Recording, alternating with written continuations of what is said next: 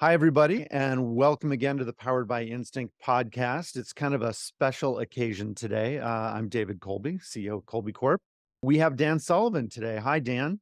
Hi, how David? Real pleasure, and we're almost like close relationships. So over a 30-year period, because I think it was certainly the early '90s. I'm not exactly sure the actual starting date that when we discovered the Colby profile through very very good client in Toronto, and he said you got to do this, Yeah, and it's and been a long time, you're right? And so I didn't give the full introduction to everybody, but Dan Sullivan, founder of Strategic Coach, co-founder. co-founder, sorry, co-founder, yes, Um, co-founder of Strategic Coach with Babs Smith. So a Without unstoppable without team. the co, I wouldn't have been founding anything, so Well, actually, why don't we just jump in? I Why think not? Why did you need a co? You're a dynamic speaker, presenter, theorist.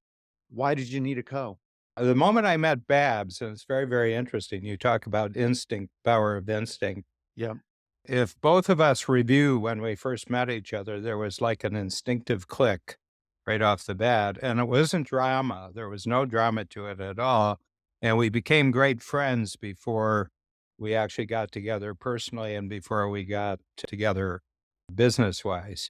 And, very, very interesting. I'm a 2-2-10-4. Okay. So, by the time I find the best way to do fact finding is just make up the facts. And, and the best way to do, and by the time I'm finished shaving in the morning, pretty well the follow through is pretty well taken care of for the day.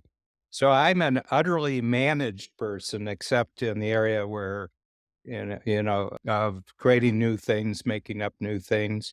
I've been coaching nonstop, and I'm still the busiest of the 17 coaches. We have 16 other coaches besides myself, but I'm still, I'll be 79 in 3 weeks, and I am as busy as I ever will be. And what lies ahead is even busier. So, and I will say the day I got my profile back from sending it off to your mom at that time, you yep. know, and was one of the most liberating days of my life because I could just see everything where I got into trouble, everything where I had frustration, everything I had that was stressful to me, why I couldn't sleep at night, why I couldn't enjoy free time was right there in the four numbers. So tell me a little bit about how, so for those of you who don't know, one of the key concepts in Strategic Coach is finding your unique ability and then kind of dedicating your life to working in your unique ability and finding other people to do the rest of this stuff. And that's the second thing I want to tell you. The first one was meeting what I think is the cosmically perfect partner, both for my overall life and also for my business life. And I should say this, that Babs, if I remember correctly, is a 3392. So you don't have that variation in profiles, but the way that she does her profile and the way that I do it, she's a master of the backstage. She's the master of the backstage. And her great skill is she knows how to create teams around her. She knows Right. how to pick the right people for teamwork. And mine, it's like theater, David. If you think of a live theater, there's the whole business of the theater. There's the whole building of the theater. That's Bab's domain, and mine is what's on stage and being on stage. And anytime you got Dan in the backstage, he shouldn't be there. Sirens should go off, whistles should go out, Dan is backstage. Lock up everything. Yep. don't don't let him touch any of the sharp instruments.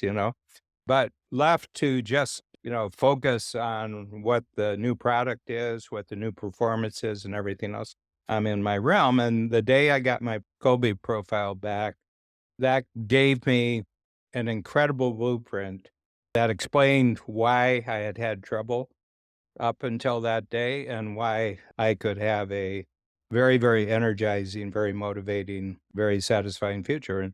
And that, in a nutshell, is my 30 plus year experience of using what your company does so well. And so I think everybody's got a unique ability, and I think they're born with it. But because of the circumstances of their birth, who their parents were, what the schooling was, and everything, they never really have any motivation to just zero in on the one thing that they're really uniquely good at. And I think everybody's uniquely good at something.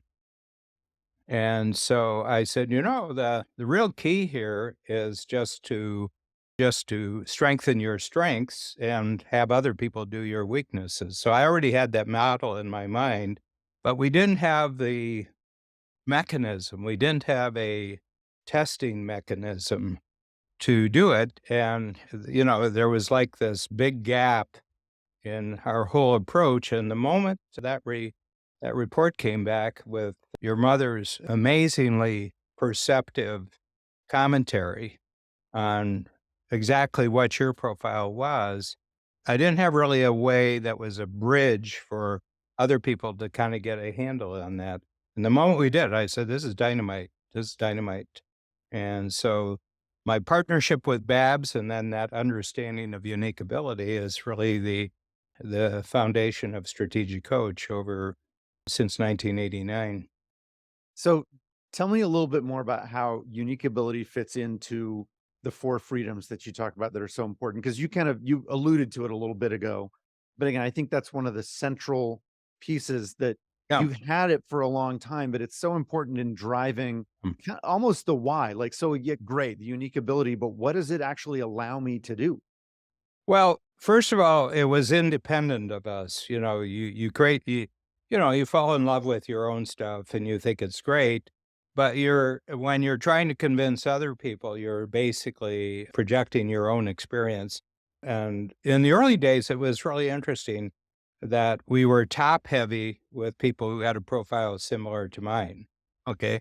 Because I knew how to communicate with myself, and I found that the way I communicated with myself really really rang a bell for. So we had an enormous number of really good salespeople in the early part of the program, not necessarily entrepreneurs, but our program is strictly for entrepreneurs and their teams.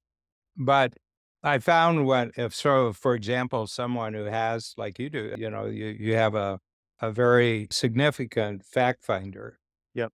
I was never giving them facts, the people who really led with that.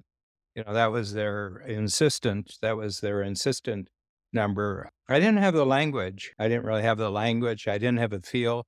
And their universe is just as big as my universe. It's just a different universe. And their ability to be creative and productive and successful in that universe it was like another language. It was like another culture. And the same thing with follow through. And all the trouble in my life is where I obligated myself to something that to execute what I had sold, I had to do a lot of fact finding. I had to do a lot of follow through, and it was nerve wracking. And it threatened my reputation for being reliable, being dependable. And so, but and Babs, I will tell you this Babs was the first one to Babs Smith. This is my Yep. 360-degree partner. And Babs, when we got together, she says, first of all, she says, there's a lot of things that you're doing that you shouldn't be doing at all because you're not any good at them. And there's a lot of things that should be done that are not getting done because you won't get it. And like filing your tax reports and like, don't do your bank account in your head. David, I've always had a real good ability to make money, but what happened to the money after I made it certainly wasn't successful and it wasn't satisfying. But I've always had the ability to sell. I've always had the ability to bring in the money, but gaining from the money. But Babs is superb in that. Babs just has an enormously good mind for numbers. Good mind for, she has good money for making sure that you keep some of what you make. And Babs said the number one rule in our company from day one is you free up Dan to do what he does best. So I had a lot of powerful, correct forces blowing me in the direction of Kolbe even before I knew about Kolbe. So we talked about unique ability, and you've again another thing I think you alluded to is yeah, but you got to have the team. So it's you found out what your unique ability, your Colby score being part of that. But then tell me more about building the team and how you've seen with the entrepreneurs that you work with in your own experience. How do you do it? I mean, I think we know why, but maybe touch on both. Yeah, well, you've met the only person that I've actually hired. Okay. Babs. No, Gord. Oh, Gord. oh, Gord. Gord. I didn't hire That's true. Bab. You didn't hire Babs. No. Yeah. You Uh, co-founded with I think there Babs. was an agreement that we would come together and work, but I don't think there was Yeah. any hiring, and, it was her impetus that really she had her own successful business, but it was massage, and she was a very high level she had terrifically high level clientele, but one is that it's physically very wearing, and the other thing is once you learn the system, there isn't much innovation in the system. There isn't too much to add to it. And she had added nutrition and she had added a lot of things, but there was a ceiling that she wasn't going to get above. And then very, very interesting, the central tool, that thinking tool that we have in Coach is the strategy circle. And that I actually created that about a month before I met Babs. So that was breakthrough. And that allowed me just to have a process that people went through where I didn't have to do homework before and I didn't have to do follow up afterwards. It was just a 3 hour period or a 6 hour period, and I could do it with entrepreneurs. And by that time, we were 100% entrepreneur. And then they had teams. But my whole thing is to get the entrepreneur very clear and get the entrepreneur very confident about a 3 year period ahead and then the next 90 days. So 12 90-day periods makes up 3 years. And then I would just visit with them every quarter and bring them up to date. But it was just me talking and asking questions. And then they would begin building team members around because their plans would require the same thing from them that I'm going through. You have to have other people doing it. So when we got our Kobe profile back, we began to make it mandatory part of any entrepreneur joining our program, and it's the number 2 workshop, and I have my longest continuous client. He started with me.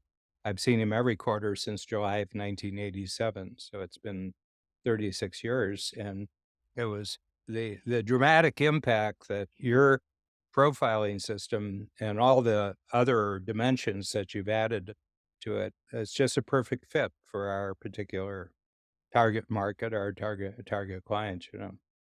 So 10x easier than And then so, 2x. I wanted to ask you asked me the question, how was the team built? Except for Gord, I have no idea. Okay, so forget about the how, because actually I think I'll fill in a little bit of that. Part of the answer is it doesn't have to be you as the Oh, entrepreneur, and in your case, it shouldn't be. For others, yeah, they can take a more active role yeah, in building it yeah, because maybe that's part of their yeah, unique yeah, ability. yeah. But tell me about the why, kind of why is the team so important? Because you talk about not just a unique ability for you, but also a unique ability team and that role in propelling an organization and then the entrepreneur on top of it forward. Yeah. You're living in the single most culturally entrepreneurial country in the world. Okay. I mean, we operate in Canada, which is not as entrepreneurial. We work in the UK, and then we have clients from probably 40 different countries. And the US is where entrepreneurs are the cultural heroes. Edison, Ford, Steve Jobs. Yep. And people think of entrepreneurs and they think of big successful entrepreneurs. 95% of entrepreneurs are one man shops or one woman shops. Yep. They might have a secretary, they might have part-time workers, but they haven't created a team around them. Right. And and we're in 3 countries. We have 4 main cities. We have 16 coaches, total team members. That's another thing we don't call the people who work for us, we don't call them employees, they're team members. Okay. And so there's 2 things. There's your unique ability, and then there's other people's unique ability. And then you have to be good at more and more strengthening where you're strong, but then you have to be linking your strengths up with someone else's strengths. So everything I'm saying is right out of the Kolbe Bible. Yeah. Yeah, because no entrepreneur, well, no solopreneur is going to make huge waves in the world. I mean, no matter how great you are, unless you expand your reach by getting a team together, Yeah. it's just Yeah. not you're limited.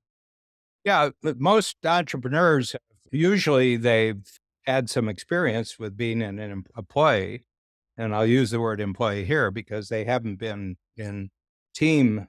They have really Right. been in team environments and they hated being told what to do, and, that their time was controlled, their money was controlled, their relationships were controlled, their Yeah. purpose was controlled. And they said, "Look, I'm gonna get away from this." But what they do is that before they were working for what they considered to be a jerk 40 hours a week, and now they're working for some jerk who's 80 hours a week. Yeah. Well, and I think that leads into your new book, 10x is easier than 2x. And just a quick, I'll give a little recap, not recap, but I think what it's really saying is, 10x exponential growth versus 2x incremental growth. And that is a mindset is you're talking, if you're on your own as an entrepreneur, it's just you, that's hard. I mean, Oh, yeah. that's the 80 hours a week. Yeah, you were working for some asshole before. Now you're working for yourself. Now you take the asshole home with you at night, Yeah. and And you can't get out of it. And people you don't, look in a the lot of, mirror in the morning and you're looking at the asshole. yeah. And a lot of people And don't, that's a but correct word, that should be a defined official, as you can see that they are the biggest obstacle to their forward progress. yeah. So it was not obvious to me, just from the title. And I know coach and I know the mindset, but there's still this visceral, wait, how can exponential growth be easier than incremental growth? It doesn't make sense. So tell me why it makes sense. I mean, I think I get it, but I want to hear what you say. Well, this is our latest major market book, and we've only got 3 of them, and it's a collaboration that I have with a really great writer, and it's with Yeah, a Ben Hardy. and with a wonderful publisher, Hay House, out of Carlsbad in California. And just yesterday, we had our interview that we always do with the publisher before the launch. So the book has been out there in galley form for about 3 months. And then we got early hard copies, so all of our coach clients have it. And yesterday, Reed Tracy, just a marvelous man, and I tell you why he's a marvelous publisher is that he gives us everything need to launch the project, and then he doesn't contact us until it's finished. And that's my ideal form of supervision is, and he said, this is just the best book we've ever had. And he said they did an initial print of 40,000, and then about a month ago, and he said, "We're gonna have to go to a second printing." He says, "We've never had that before." But there's a lead up to that because the first book was called Who Not How, which goes directly to the point that a lot of people don't have big goals because there's a pain and suffering that's attached to having a big goal because you're excited for about 10 seconds and then you're confronted with the question, well, how am I going to do that? Yep. And you're a rugged individualist and it's only you. You've just made your life more difficult. Your imagination, your ambition has just made your life worse. So I said, well, don't say, how is this going to happen? I'm saying, who is going to do this for me? And it seems like a minor issue, but it's like a switch in your brain. Switch this way, you will find goal setting and having bigger goals so painful that you'll just stop having goals. Okay. You'll just try to keep going what you've already achieved in the past, maybe a little bit more, 1%, 2%. 10% is just a huge jump. So that's that. And then the other thing is, does your progress and your ambition make you feel good about yourself? Because a lot of entrepreneurs, they're very successful to outside observers, but on the inside, they see themselves as failures. Right. And the reason is because they're measuring their achievements against some ideal they have of themselves, which is like walking outside and measuring yourself of how close you are to the horizon. Doesn't matter how much progress you made, you're still the same distance from the horizon. It's the same thing with ideals. So our philosophy here, again, it's a switch in your brain, is that you set a achievable goal that's got measurements. There's a deadline to it. There's numbers attached to it, and you get there. And the moment you get there, you look backwards to where you started and say, "Gee, that was great. I've taken a big jump."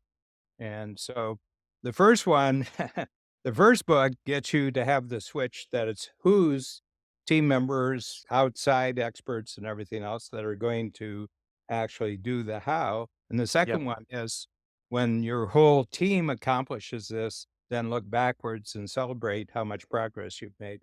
The third one is now that we've got those two in place, let's have another switch. If you're going to have a goal, at all, just make it 10 times. Just make it 10 times. Okay, so combine who and always measuring backwards at the gain, and then 10 times as a trifecta. So a little bit more on the 10 times. It's not just 10 times revenue. It's Could it be 10 as times. the book Well, says, that's it's where the the 4 freedom quality, not just the you asked quantity. about the 4 freedoms. Yeah. Okay. So, but just to give a framework, because people say, well, how can I even think about 10 times? And I said, well, let's think backwards. When were you 1/10 of where you are right now? Okay. And revenue is a good one because that's pretty, if the government knows about it, it's a good goal. you know, and so the government, if you don't know the numbers, the government will tell you what the numbers are. And so I say, when were you 1/10? For example, we're right at about the 40 million mark with revenues. Okay. And that was our highest in 2019. Then we had a global interruption and we dropped down big the first year. Then we got half of it back the second year. And now we're right back to where we were, but the profits are much higher. But when 1999, we were at 4 million and now we're at 40 million. So it's 10 times. And we were very successful at 4 million and we're very successful. We've always been profitable. And even in the first year of COVID, when we lost 40%, we were still break even. And everybody's feeling good. Everybody's feeling good. And I'm a big reminder of people where they were and where they are now. So I've got this as part of my daily habit when people are feeling down. I said, okay, when did this start and where were you then and what have you gained? And they may not be completely where they projected to be, but they've made real progress. And I said, do not build on failure. Do not build on weakness. Build on strength and build on progress. Do not build those other things. I said, Eh No, go ahead. yeah. So the book, I start them off with that. And so I said, if I asked you when you were 1/10, you know when it is approximately. And I say, now, I want you to arbitrarily break that into 5 jumps. Okay. So that you took 5 jumps. It wasn't just a steady increase, it was a jump here, a jump there.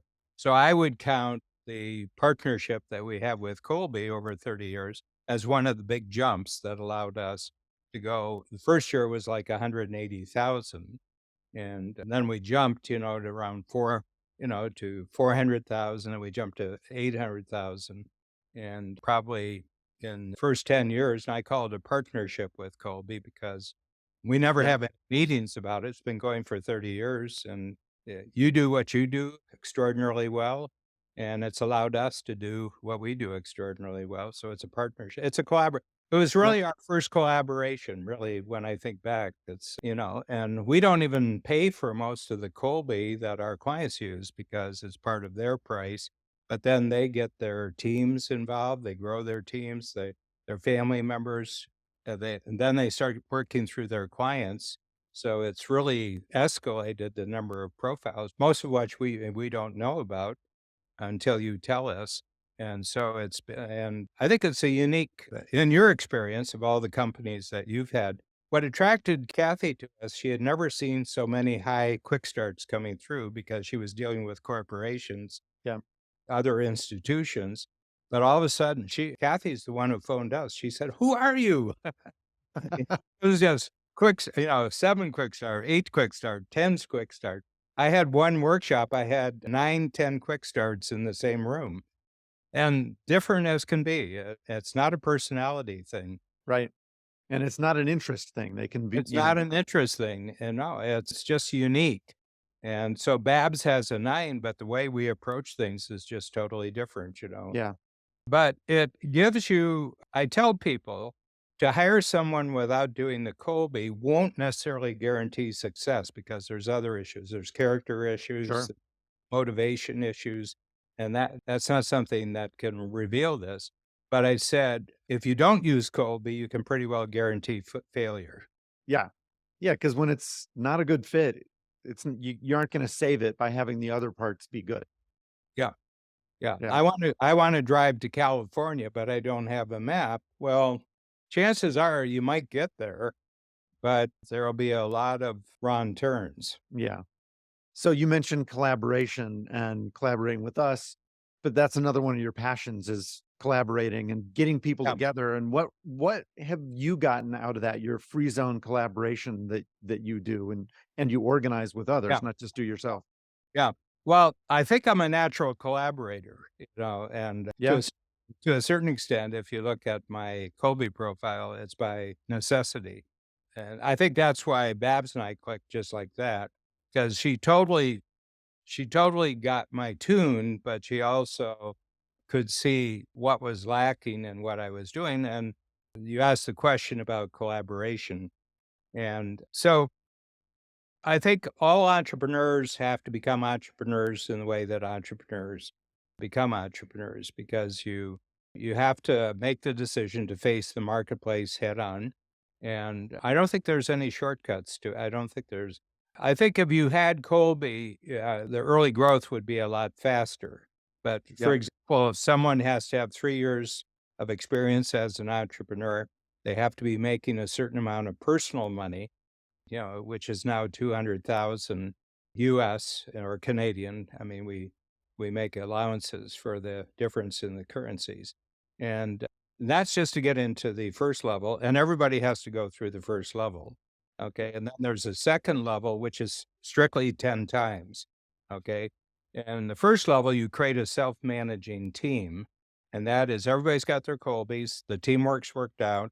And that means that you don't have to be managing what already exists. Your job now as the entrepreneur is to create a bigger future for yourself and for everybody in the team. And they have a total motivation that you should be freed up because it's their guarantee for, their job. It's a guarantee for their job security. But the other thing is that if you're growing, new opportunities are going to come up for them to grow. Okay. And so the second level, and then about 5 years ago, I created a new program, which is called the Free Zone. And the free zone is where you have a self managing company, and the 10 times gives you a self multiplying company. Other people are making money for you besides you being the main breadwinner. And then what I notice, and it's not everybody, it's not everybody, but certain entrepreneurs say, well, I'll use you as an example. We don't have to do any of the stuff that you are doing. We don't have to know anything what you're doing. All we have to do is create a situation where your growth can collaborate with we're going towards we're on the same parallel line. We're just right. in areas. And why would we want to have that capability inside when it wouldn't be our main strength? It wouldn't be our main strength. So we say when it comes to this profiling that gets everybody started on their unique, we're not going to do it. Colby's going to do it. And it's amazing. And some of our internal coaches for Colby, they're certified. I think we have Yeah, 40, 50 members of our team yeah, that are certified. So they can answer really good questions from the clients.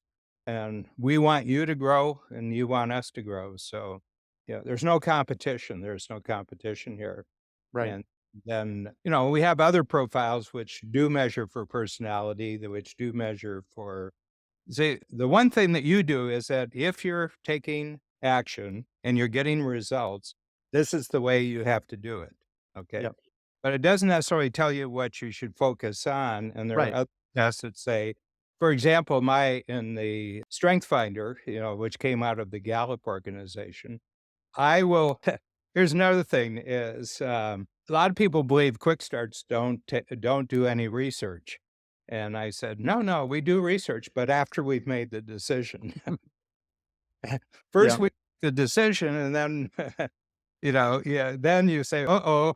And boy, Somebody's gonna ask me questions about this. well, not only that, there's just a lot of facts that I don't know, but I've already motivated and committed myself to taking action, so I'm Yeah. gonna be super sensitive to that. So there's other useful profiles out there, but Kolbe is the anchor profile for us. The entire unique ability process starts with the Kolbe profile. And we've developed, some, ways of explaining it, which we've been able to feed back to you. We find this is really interesting. All of our key people are down in Phoenix many Yep. times during the year. So, and they just want to give you a lot of very useful feedback on what we're experiencing in the marketplace. And so this third program, the free zone, and it's people, for example, I'll give you an example. We have a man named Mark Young, and he's a marvelous advertising person. And his product, it's point of purchase products. It's things that you buy in stores, and his whole specialty and a lot of pharmaceutical products, a lot of other kinds of products, it's stuff, that's what he advertises. And through a process that's a bit too long for me to explain here, he does professional racing. He's a professional race driver in his free time, which he never had before he came into strategic coach. And they look for, and he's an endurance racer, so it's 24-hour endurance races or 500-mile endurance races, and they're on a track, so they switch drivers every 4 hours. And the best driver, he came along, he met this guy, and he says, "This is just the ideal partner for me." Turns out this man is in charge of all the pharmaceutical departments of a major grocery chain, and they had a problem area in all their pharmacies, and it was over a couple thousand pharmacies. It was something that they got into 25 years ago. It just sits there. It costs them money every month, and it makes no money for them. And he says, "Could you figure this out for me?" He said, "I'd just like you to take and look at my pharmacy, look at one of the stores." And Mark came in and he said, "Well, it's about 6 feet by 3 feet, and it's a machine, and it was an early attempt to get people to know what their blood pressure is, and you'd stick your hand, but your Apple Watch will do it for you now." I mean, it's, Yep. a $15 wrist, thing you have in your wrist will take care of it if you're interested in knowing it. And so he just changed it. He changed it. He put in a huge TV screen, and you had product placement on the shelves under the screen. And within a year, they'll have all the stores switched over to this. But Mark, they get paid because they're now getting profit, and he gets paid because they have to do their commercials with his agency. Okay. And it's just nonstop, and it's broken down into 5 or 6 periods a year, and you gotta pay for every period. You have to pay upfront for the period. Yep. And, some of the big pharmaceutical companies, it's out of their change drawer, they don't even have to get approval for it, they d and so in 60 days after they started the first one, it's already a profit center for the company, and it's a profit center for him. So that's what I call a collaboration, and it's really interesting because it's not a collaboration between an entrepreneur in a corporation. It's a collaboration between an entrepreneur and someone in a corporation who treats his career like an entrepreneurial business. Right. And he wants secret aces up his sleeve that he's got this connection. If he ever left there and went someplace else, he'd take that capability with him. Yep. And now other people are approaching Mark who have heard about this, and he says, "Well, I'm not going to do it in your line of business, but if you have a situation in another retail situation, I'll take a look at it." But right away, his reputation has just gone national for having a solution to unprofitable parts of your retail store. Yeah. Well, there's a lot of retail stores. Mm. Yeah, you can So extend that that's quite a long time. yeah, so that's it. So the model, I think the very first model that we've been working on with this was with you and the company. And after a while, I said, this is multipliable, this model, but it has to be someone who is an entrepreneur who's mastered their unique ability. They have a self-managing company. They have a self-multiplying company, and everybody's into growth. Everybody's operating with 10 times goals. And then you say, now we need other capabilities, but let's not hire them. Let's look for somebody who already has the capability and just do a future bigger result for both of us where your money is your money and our money is our money. So there's no change of ownership, there's no selling of stocks, there's no sharing of Yep, income streams. It's just that you're putting two strengths together and without actually having to pay for the strength. The strength yeah, already exists there. You just have to put them together and have to have two right-minded people to do it. yeah. Well, we've really enjoyed the partnership that we've had with you for 30 plus years now, and I totally agree. I think that as you were saying, it works for lots of reasons, but the foundational one is we're both trying to help people achieve essentially the same thing.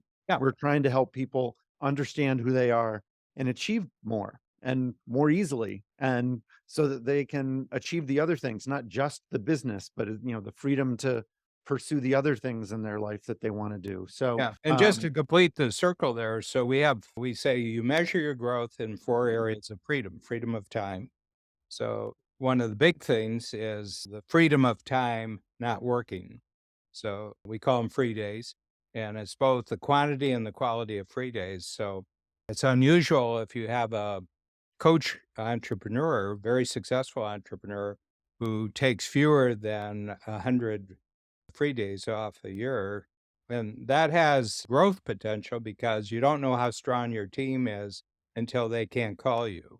yeah, Okay. And I never rescue. I am a non-rescue human being. I never rescue people from trouble, but I will coach them through how they should think about getting out of the trouble themselves. And I think knowing how to deal with trouble and failure and setbacks is a crucial part of learning. And it's a crucial part of personal growth. yeah, So I said, okay, and what's not working here? What did work about it? Because you did make some progress. So let's identify the progress and then what didn't work. And next time you get in a situation like this, based on what you've just learned, how you're going to approach it differently. And usually it's fact finding and follow through. yep, Or they're trying to sell to the wrong person or, yeah. I mean, the one thing that I haven't seen any test really deal with is character. You just don't know. So the first freedom is time, the second freedom is money, that you're making greater quantity of money, but it's greater quality of money in the sense that you're enjoying the way you're making money. I know a lot of people who make an enormous amount of money, but they hate the way that they're making money. yep, One for just Kolbe reasons, they're growing monetarily, but they're deteriorating, their health is deteriorating, their relationships with their all the key relationships, they're deteriorating. They're going through staff very quickly. They're never getting real solid foundation of committed internal, and they're just always replacing people, and it's very costly. But you never develop a positive culture if you're growing and you can see that with some of the big tech companies now in the last 6 months, that I think just the big 6 together have fired 300,000 workers, yeah, and they're all leaving with a bad taste in their mouths, there's hardly anybody.